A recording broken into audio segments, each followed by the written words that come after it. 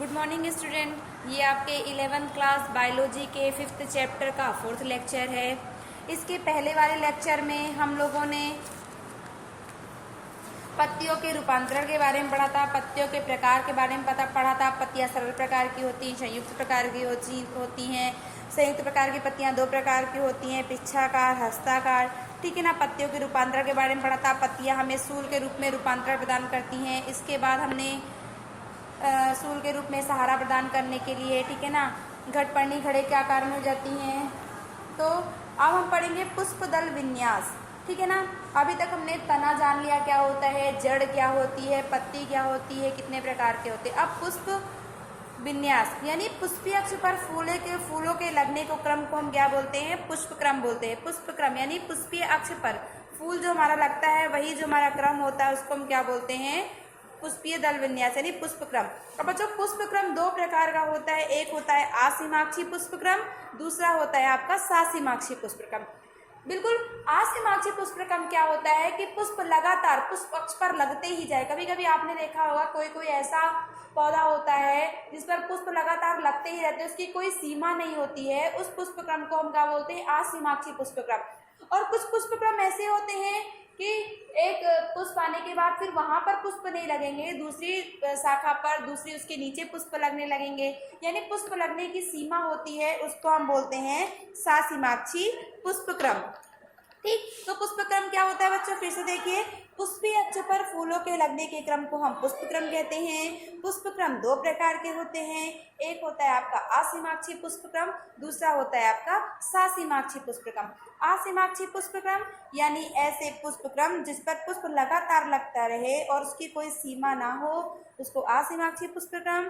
सासीमाक्षी यानी पुष्प एक सीमित में लगे यानी उसकी सीमा हो, उसको बोलते हैं सासीमाक्षी पुष्पक्रम। अब चलिए देखते हैं फिर से पुष्पक्रम। जब प्ररोह शीर्ष यानी तने के भाग की बात कर रहे हैं बच्चों, ऊपर वाला भाग, जब प्ररोह शीर्ष फूल में परिवर्तित होता है तब वह फूल सदैव अकेला होता है। पुष्पीय अक्ष पर फूलों के लगने के क्रम को ही हम पुष्पक्रम कहते हैं। शीर्ष का फूल में परिवर्तित होना अथवा सतत रूप से वृद्धि करने के आधार पर पुष्प क्रम को दो भागों में बांटा गया है। एक आपका आसीमाक्षी, दूसरा आपका सासीमाक्षी। आसीमाक्षी प्रकार के पुष्प क्रम के प्रमुख अक्ष में सतत वृद्धि होती रहती है और फूल पार्श्व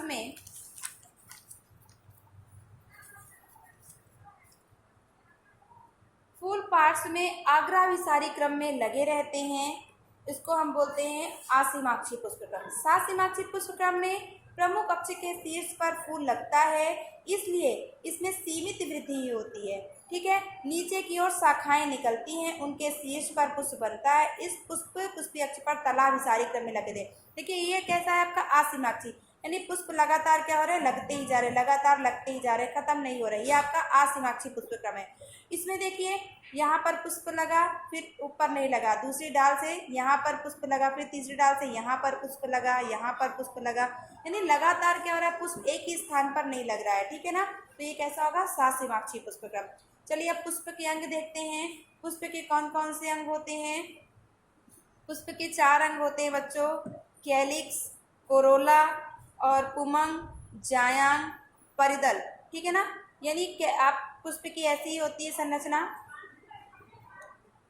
ठीक, ये होती है आपके पुष्प की संरचना।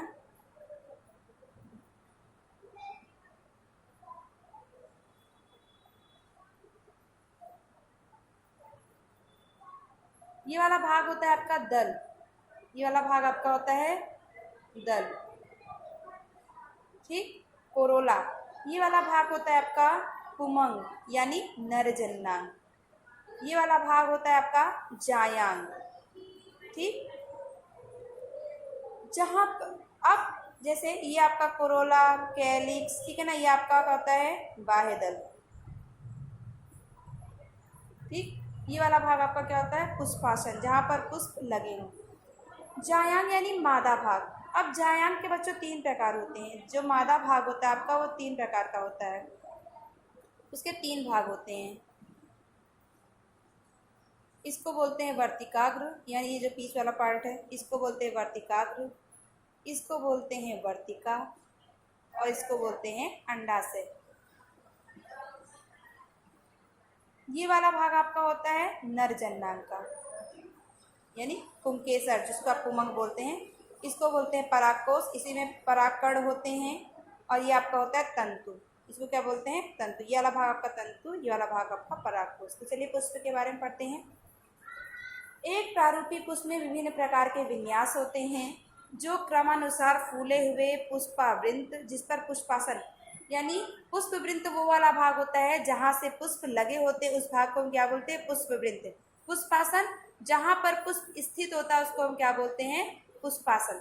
तो फिर से देखिए, एक प्रारूपी पुष्प में विभिन्न प्रकार के विन्यास होते हैं, जो क्रमानुसार फूले एवं पुष्पावृंत, जिसे हम पुष्पासन कहते हैं, पर लगे रहते हैं। ये हैं कैलिक्स, कोरोला, पुमंग तथा जायांग। कैलिक्स यानी बाह्यदल, कोरोला यानी, कैलिक्स यानी बच्चों जो पुष्प में आप रंगीन वाला भाग देते हो, जैसे गुड़हल का देखो रंगीन वाला भाग है, गुड़हल का पुष्प देखो, उसका जो रंगीन वाला भाग होता है वो आपका कैलिक्स, जो उसका लाल वाला भाग होता है कोरोला, और पुमंग और जायांग। पुमंग यानी नरजननांग यानी पुंकेसर, जायांग यानी स्त्री केसर। कैलिक्स तथा कोरोला सहायक अंग है, जबकि पुमंग तथा जायांग क्या है? लैंगिक अंग है। ठीक है ना? जब फूल में पुंकेसर तथा पुमंग दोनों ही होते, जब एक पुष्प में बच्चों पुंकेसर भी हो और पुमंग भी हो, तो उस पुष्प को हम क्या बोलेंगे? उभयलिंगी या द्विलिंगी पुष्प कहते हैं। जैसे आपका सरसों और भिंडी, ठीक है ना? उस पुष्प में क्या होते हैं बच्चों? पुमंग भी होते हैं और जायांग। आपका गुड़हल का पुष्प भी होता है, जो उसमें पुंकेसर और स्त्री केसर दोनों होते हैं, ठीक है ना? उसे हम उभयलिंगी या द्विलिंगी कहते हैं। यदि फूल में केवल पुंकेसर हो अथवा अंडक हो तो उसे क्या बोलेंगे? यह किसी फूल में केवल पुंकेसर हो अथवा अंडक हो, यानी केवल स्त्री केसर हो या फिर केवल पुंकेसर हो, यानी केवल या तो मादा हो या तो नर हो, तो उसे हम क्या बोलेंगे? एक लिंगी। जैसे आपका पपीता या फिर कद्दू। समिति में फूल, बच्चों आपको मैंने बताया था इसके पहले वाला जब चैप्टर आपने पढ़ा था, तो उसमें अरीय समिति, त्रिज्या समिति, एक व्यास समिति, ठीक है ना, वो सब पढ़ाया था। वो आप देखिए, समिति के आधार पर, यानी अगर फूल को काटा जाए तो समिति के आधार पर फूल को 3 भागों में बांटा गया है। एक त्रिज्या समिति,